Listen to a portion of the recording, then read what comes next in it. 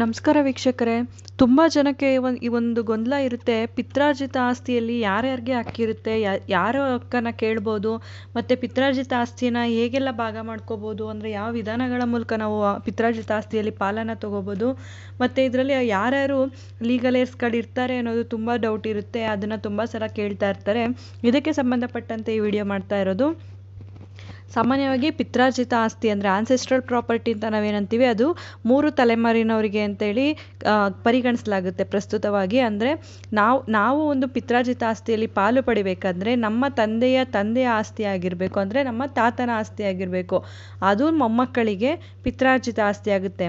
ತಂದೆಯ ಆಸ್ತಿ ಮಕ್ಕಳಿಗೆ ಯಾವತ್ತೂ ಕೂಡ ಪಿತ್ರಾರ್ಜಿತ ಆಸ್ತಿ ಅಂತೇಳಿ ಬರೋದಿಲ್ಲ, ಅದು ತಂದೆಯ ಸ್ವಯಾರ್ಜಿತ ಆಸ್ತಿ ಆಗುತ್ತೆ.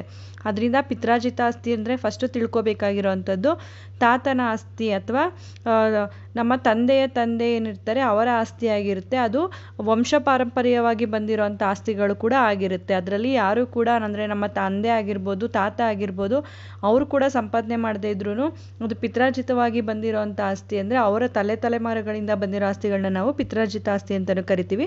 ಸಾಮಾನ್ಯವಾಗಿ 3 ತಲೆಮಾರು ಅಂತೇಳಿ ಪರಿಗಣಿಸಲಾಗುತ್ತೆ. ಇದನ್ನು ಪಿತ್ರಾರ್ಜಿತ ಆಸ್ತಿ ಅಂತ ಹೇಳ್ತೀವಿ. ಪಿತ್ರಾರ್ಜಿತ ಆಸ್ತಿಗೆ ಯಾರೆಲ್ಲ ಹಕ್ಕಿದೆ ಅಂತ ತಿಳಿಯೋದಾದರೆ, ಕರ್ತ ಅಥವಾ ಒಂದು ಹಿಂದೂ ಫ್ಯಾಮಿಲಿನಲ್ಲಿ ಕರ್ತ ಅಂತ ಏನಂತೀವಿ ಅಂದರೆ ಸಾಮಾನ್ಯವಾಗಿ ಅದು ಡಿವೈಡೆಡ್ ಫ್ಯಾಮಿಲಿ ಆಗಿರ್ಬೋದು, ಅನ್ಡಿವೈಡೆಡ್ ಫ್ಯಾಮಿಲಿ ಆಗಿರ್ಬೋದು. ಒಂದು ನಮ್ಮ ತಾತ ಅಂತ ಏನು ಹೇಳ್ತೀವಿ, ಅವರಿಗೆ ಎಷ್ಟು ಜನ ವಾರಸುದಾರಿದ್ದಾರೆ ಅಂದರೆ ಕಾನೂನುಬದ್ಧ ವಾರಸುದಾರಿ ಇರ್ತಾರೆ, ಅವರೆಲ್ರಿಗೂ ಕೂಡ ಆ ಒಂದು ಪಿತ್ರಾರ್ಜಿತ ಆಸ್ತಿಯಲ್ಲಿ ಸಮಪಾಲು ಇರುತ್ತೆ. ಲೀಗಲ್ ಏರ್ಸ್ ಏನಿರ್ತಾರೆ ಅವರಿಗೆಲ್ಲರಿಗೂ ಕೂಡ ಸಮಪಾಲಿರುತ್ತೆ. ಅದು ಡಿವೈಡೆಡ್ ಫ್ಯಾಮಿಲಿ ಆಗಿದ್ರು ಅಷ್ಟೇ. ಅನ್ಡಿವೈಡೆಡ್ ಆಗಿದ್ರೆ ಆ ತಾತನಿಗೆ ಇರೋವಂಥ ಎಲ್ಲ ಮಕ್ಕಳು, ಎಷ್ಟು ಜನ ಮಕ್ಕಳಿರ್ತಾರೆ ಅಂದರೆ ಆ ಮೊಮ್ಮಕ್ಕಳಿಗೆ ತಂದೆ ಆಗಿರ್ಬೋದು, ಚಿಕ್ಕಪ್ಪ ಚಿಕ್ಕಮ್ಮ ಈ ರೀತಿಯಾಗಿ ಇರೋವಂಥವ್ರು, ಅತ್ತೆ ಆಗಿರೋವಂಥವ್ರು ಎಲ್ರಿಗೂ ಕೂಡ ಒಂದು ಪಾಲನ್ನು ಕೊಡಬೇಕಾಗುತ್ತೆ. ಈ ಪಿತ್ರಾರ್ಜಿತ ಆಸ್ತಿಯಲ್ಲಿ ಹೆಣ್ಣು ಮಕ್ಕಳು ಕೂಡ ಸಮಾನ ಪಾಲುದಾರರ ಅಂದರೆ ಖಂಡಿತವಾಗ್ಲೂ 2005ರಲ್ಲಿ ಬಂದಂಥ ತಿದ್ದುಪಡಿಯ ಪ್ರಕಾರ ಹೆಣ್ಣು ಮಕ್ಕಳು ಕೂಡ ಗಂಡು ಮಕ್ಕಳಂತೆ ಕೋಪಾರ್ಜುನರ್ ಆಗಿರ್ತಾರೆ. ಅಂದರೆ ಅವರು ಕೂಡ ಸಮಾನ ಹಕ್ಕುದಾರರಾಗಿರ್ತಾರೆ. ಯಾವ ಸಂದರ್ಭದಲ್ಲಿ ಅವರಿಗೆ ಹಕ್ಕು ಸಿಗಲ್ಲ, ಯಾವ ಸಂದರ್ಭದಲ್ಲಿ ಸಿಗುತ್ತೆ ಅನ್ನೋದಕ್ಕೆ ಪ್ರತ್ಯೇಕ ವಿಡಿಯೋಗಳಿದೆ, ಅದನ್ನು ನೋಡಿ ಅದ್ರ ಬಗ್ಗೆ ತಿಳ್ಕೊಳ್ಳಿ. ಆದರೆ 2005ರಲ್ಲಿ ಆದ ತಿದ್ದುಪಡಿಯ ಪ್ರಕಾರ ಅವರಿಗೂ ಕೂಡ ಹಕ್ಕಿದೆ. ಹೆಣ್ಣು ಮಕ್ಕಳು ಬದುಕಿರೋದಿಲ್ಲ ಅಂತ ಸಂದರ್ಭದಲ್ಲಿ ಆವಾಗ ಏನು ಮಾಡಬೇಕು ಅಂತ ಕೇಳ್ತಾರೆ. ಹೆಣ್ಣು ಮಕ್ಕಳು ಬದುಕಿಲ್ಲ ಅಂತ ಸಂದರ್ಭದಲ್ಲಿ ಆ ಹೆಣ್ಣು ಮಕ್ಕಳಿಗೆ ಮಕ್ಕಳು ಇದ್ದರೆ ಆ ಮಕ್ಕಳಿಗೆ ಒಂದು ಹಕ್ಕು ಬರುತ್ತೆ. ತಾತನ ಆಸ್ತಿಯಲ್ಲಿ ಮಗನ ಮಕ್ಕಳಾಗಿರ್ಬೋದು ಅಥವಾ ಮಗಳ ಮಕ್ಕಳಾಗಿರ್ಬೋದು ಸಮಾನ ಪಾಲುದಾರರಾಗಿ ಹಕ್ಕನ್ನು ಪಡ್ಕೋಬೋದಾಗಿರುತ್ತೆ.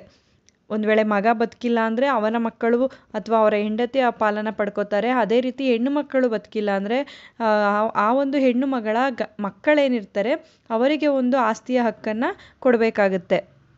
ಈ ಒಂದು ಪಿತ್ರಾರ್ಜಿತ ಆಸ್ತಿಯಲ್ಲಿ ಮತ್ತೊಂದು ಪ್ರಶ್ನೆ ಬರೋದು, ನಮ್ಮ ತಾತನಿಗೆ 2 ಹೆಂಡತಿಯರಿದ್ದರು ಅಥವಾ ನಮ್ಮ ತಂದೆಗೆ 2 ಹೆಂಡತಿಯರಿದ್ದರು, ಅವ್ರಿಗೂ ಕೂಡ ಈ ಒಂದು ಆಸ್ತಿಯಲ್ಲಿ ಪಾಲು ಕೊಡಬೇಕಾ, ಅವರ ಮಕ್ಕಳಿಗೆ ಪಾಲು ಕೊಡಬೇಕಾ ಅಂತ ಕೇಳ್ತಾರೆ.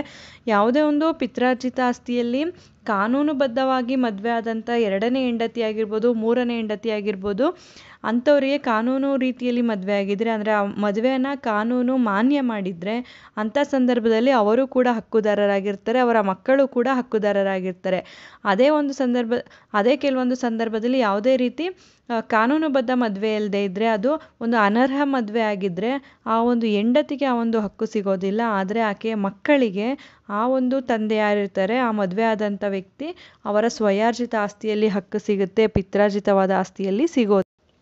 ಅದೇ ರೀತಿ ಈಗ ತಂದೆಯ ಕಡೆಯಿಂದ ಬರುವಂಥ ಪಿತ್ರಾರ್ಜಿತ ಆಸ್ತಿಗಳ ಬಗ್ಗೆ ತಿಳ್ಕೊಂಡು, ಅದೇ ರೀತಿ ತಾಯಿಯ ಕಡೆಯಿಂದ ಪಿತ್ರಾರ್ಜಿತ ಆಸ್ತಿ ಬಂದರೆ ಅದನ್ನು ಯಾವ ರೀತಿಯಾಗಿ ತಗೊಳ್ಳೋದು. ಹೆಂಡತಿ ಒಂದು ಹೆಣ್ಣು ಮಗಳಿಗೂ ಕೂಡ ಪಿತ್ರಾರ್ಜಿತ ಆಸ್ತಿ ಅಂತ ಹೇಳಿ ಇರುತ್ತೆ. ಅಂದರೆ ಆಕೆಯ ತವರು ಮನೆ ಕಡೆಯಿಂದ ಬರುವಂಥ ಆಸ್ತಿಯನ್ನು ನಾವು ಪಿತ್ರಾರ್ಜಿತ ಆಸ್ತಿ ಅಂತ ಕರಿತೀವಿ, ಅಥವಾ ಅದನ್ನು ಸ್ತ್ರೀಧನ ಅಂತೇಳಿ ಕರಿತೀವಿ.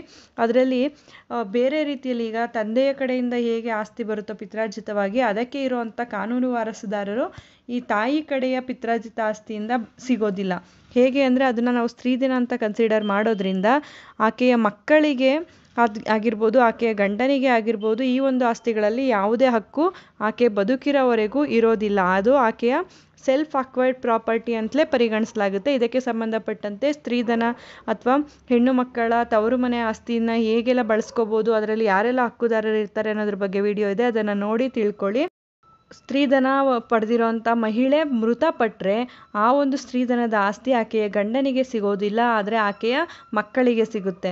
ಆದರೆ ಕೆಲವೊಂದು ಸಲ ಏನಾಗುತ್ತೆ, ಈ ಸ್ತ್ರೀಧನ ಪಡ್ಕೊಂಡಂಥ ಮಹಿಳೆಗೆ ಮಕ್ಕಳಿರೋದಿಲ್ಲ ಅಥವಾ ಯಾವುದೇ ರೀತಿ ಕಾನೂನು ವಾರಸುದಾರರಿಲ್ಲ. ಆವಾಗ ಆಸ್ತಿ ಯಾರಿಗೆ ಸಿಗುತ್ತೆ ಅಂದರೆ, ಆ ಸಂದರ್ಭದಲ್ಲಿ ಆ ಒಂದು ಆಸ್ತಿ ಆಕೆಯ ಗಂಡನ ವಾರಸುದಾರರು ಯಾರಿರ್ತಾರೆ ಅವರಿಗೆ ಸಿಗೋದಿಲ್ಲ.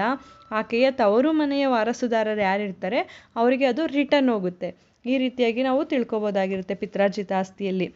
ಅದೇ ರೀತಿ ಒಂದು ಪಿತ್ರಾರ್ಜಿತ ಆಸ್ತಿಯಲ್ಲಿ ಬರುವಂಥ ಲಾಭದಿಂದ ನಾವು ಒಂದು ಆಸ್ತಿಗಳನ್ನ ಖರೀದಿ ಮಾಡಿರ್ತೀವಿ. ಆ ಒಂದು ಆಸ್ತಿ ಯಾವುದಕ್ಕೆ ಸೇರುತ್ತೆ, ಅದು ಸ್ವಯಾರ್ಜಿತನ ಪಿತ್ರಾರ್ಜಿತನ ಅಂದರೆ ಯಾವುದೇ ಒಂದು ಪಿತ್ರಾರ್ಜಿತವಾದ ಆಸ್ತಿಯಿಂದ ಬರುವಂಥ ಲಾಭಾಂಶದಿಂದ ಅಥವಾ ಅದನ್ನು ಮಾರಾಟ ಮಾಡಿ ಬೇರೆ ಒಂದು ಆಸ್ತಿಯನ್ನು ಖರೀದಿ ಮಾಡೋದಾಗಿರ್ಬೋದು, ಅಥವಾ ಅದರಿಂದ ಬರೋ ಉತ್ಪನ್ನಗಳನ್ನು ಮಾರಾಟ ಮಾಡಿ ಪಡೆಯುವಂಥ ಆಸ್ತಿ ಆಗಿರ್ಬೋದು, ಅಥವಾ ಅದರ ಲಾಭದಿಂದ ಬರುವಂಥದ್ದು, ಅಥವಾ ಅದರಿಂದ ಯಾವುದೇ ರೀತಿ ಉತ್ಪನ್ನಗಳಿಂದ ಬರುವಂಥ ಯಾವುದೇ ಮೂಲಗಳಿಂದ ಬರುವಂಥದ್ದಾದ್ರೂ ಅದರಿಂದ ನೀವು ಯಾವುದೇ ಆಸ್ತಿನ ಖರೀದಿ ಮಾಡಿದ್ರೆ ಅದು ಪಿತ್ರಾರ್ಜಿತ ಆಸ್ತಿ ಅಂತಲೇ ಅಂದ್ಕೊಳ್ಳುತ್ತೆ. ಯಾರೆಲ್ಲ ಆ ಒಂದು ಆಸ್ತಿಗೆ ಲೀಗಲ್ ಏರ್ಸಿದ್ದಾರೆ ಎಲ್ರಿಗೂ ಕೂಡ ಅದು ಸಮಾನವಾಗಿ ಹಂಚಿಕೆ ಆಗುತ್ತೆ. ಸಾಮಾನ್ಯವಾಗಿ ಪಿತ್ರಾರ್ಜಿತ ಆಸ್ತಿನ ನಾವು ಪಾಲು ಮಾಡ್ಕೊಳ್ಳೋದ್ರ ಮುಖಾಂತರ ಭಾಗ ಮಾಡ್ಕೋತೀವಿ. ಅಂದರೆ ಯಾವ ರೀತಿ ಹಂಚ್ಕೋತೀವಿ ಅನ್ನೋ ವಿಚಾರದಲ್ಲಿ ಇದನ್ನು ಪಾಲು ಪಟ್ಟಿ ಅಂದರೆ ಅವಾಗೆಲ್ಲ ಏನು ಮಾಡ್ತಾಯಿದ್ರು, ಹಿರಿಯರ ಸಮ್ಮುಖದಲ್ಲಿ ಪಾಲು ಮಾಡ್ಕೋತಾ ಇದ್ರು, ಅದನ್ನು ಕೂಡ ಪರಿಗಣಿಸಲಾಗ್ತಾ ಇತ್ತು. ಈಗ ಏನು ಮಾಡ್ತಾ ಇದ್ದಾರೆ, ಅವರೇ ಕೂಡ ಎಲ್ಲರೂ ಸೇರಿ ಒಮ್ಮತದಿಂದ ಒಂದು ಪಾರ್ಟಿಷನ್ ಡೀಡ್ಗಳನ್ನ ಮಾಡ್ಕೋತಾರೆ. ಪಾರ್ಟಿಷನ್ ಡೀಡ್ನ ಮಾಡಿಕೊಂಡು ಅದನ್ನು ರಿಜಿಸ್ಟ್ರ್ ಮಾಡಿಸ್ಬೇಕಾಗುತ್ತೆ. ಖಂಡಿತವಾಗ್ಲೂ ರಿಜಿಸ್ಟ್ರ್ ಮಾಡಿಸ್ತಾ ಇದ್ದರೆ ಅದಕ್ಕೆ ವ್ಯಾಲ್ಯೂ ಇರೋದಿಲ್ಲ. ಅಥವಾ ಯಾರೂ ಕೂಡ ಒಪ್ಕೊಳ್ದೇ ಇದ್ದಾಗ ಸಿವಿಲ್ ಕೋರ್ಟ್ನಲ್ಲಿ ಕೇಸನ್ನು ಹಾಕೋದ್ರ ಮುಖಾಂತರ ಅಂದರೆ ಪಾರ್ಟಿಷನ್ ಸೂಟನ್ನು ಹಾಕೋದ್ರ ಮುಖಾಂತರನೂ ಕೂಡ ಈ ಒಂದು ಆಸ್ತಿಗಳನ್ನ ಭಾಗ ಮಾಡ್ಕೋಬೋದಾಗಿರುತ್ತೆ. ಇವೆಲ್ಲನೂ ಕೂಡ ಕಾನೂನುಬದ್ಧವಾಗಿ ನಾವು ಮಾಡ್ಕೊಳ್ಳೋ ಅಂಥದ್ದು ಪಿತ್ರಾರ್ಜಿತ ಆಸ್ತಿಯಲ್ಲಿ. ಈ ಒಂದು ಮಾಹಿತಿ ಉಪಯುಕ್ತವಾಗಿದೆ ಅಂತ ಭಾವಿಸ್ತೀನಿ. ಮತ್ತಷ್ಟು ಮಾಹಿತಿಗಾಗಿ ನಮ್ಮ ಚಾನಲನ್ನು ಲೈಕ್ ಮಾಡಿ, ಮತ್ತೊಬ್ಬರಿಗೆ ಈ ವಿಚಾರ ಉಪಯುಕ್ತ ಆಗುತ್ತೆ ಅನಿಸಿದ್ರೆ ಶೇರ್ ಮಾಡಿ. ಹೊಸದಾಗಿ ನೋಡ್ತಾ ಇರೋರು ಸಬ್ಸ್ಕ್ರೈಬ್ ಮಾಡಿಕೊಂಡು ನೋಡಿ. ಕಾನೂನಿನ ಜ್ಞಾನ ಪ್ರತಿಯೊಬ್ಬರಿಗೂ ಉಪಯುಕ್ತ ಆಗುವಂಥದ್ದು. ಬಿಡುವಿನ ಸಮಯದಲ್ಲಿ ಇಂಥ ಉಪಯುಕ್ತ ಮಾಹಿತಿಗಳನ್ನ ತಿಳ್ಕೊಳ್ಳೋದು ಪ್ರತಿಯೊಬ್ಬರಿಗೂ ಉಪಯುಕ್ತ ಆಗುತ್ತೆ ಅಂತ ಹೇಳಿ ಭಾವಿಸ್ತೀನಿ. ಧನ್ಯವಾದಗಳು.